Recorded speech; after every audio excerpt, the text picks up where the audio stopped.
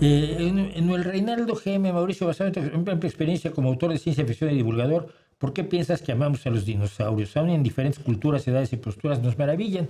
Pienso que nos hacen ser humildes. No, yo no. Yo no creo que sea por ser humildes. Yo creo que pues, nos gustan los monstruos, nos gustan las cosas impresionantes.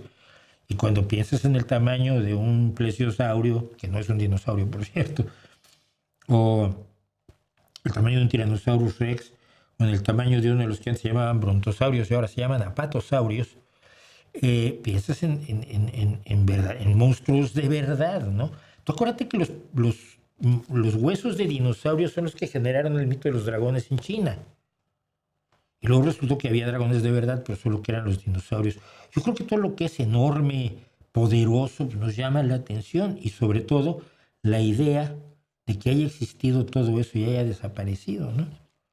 Es enormemente sugerente y genera, yo creo que todo tipo de ideas en una persona que estudia los dinosaurios. Yo siempre me interesé por los dinosaurios, ¿no? Desde pequeñín. Aquí, en donde estoy, se llama la Costa de los Dinosaurios, en el Cantábrico, en esta zona del Cantábrico, un poco más hacia el occidente, perdón, está la Costa de los Dinosaurios.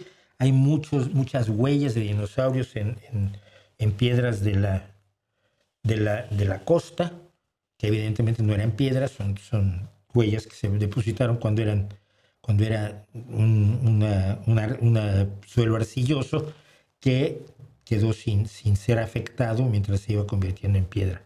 Tenemos un museo jurásico maravilloso, precioso, extraordinario, que recomiendo muchísimo aquí en Colunga. Y entonces pues, vine a dar un lugar con dinosaurios, estaba yo encantado de la vida, ¿no? Pero yo creo que es eso, es su enormidad, su poder y al mismo tiempo su caída, ¿no?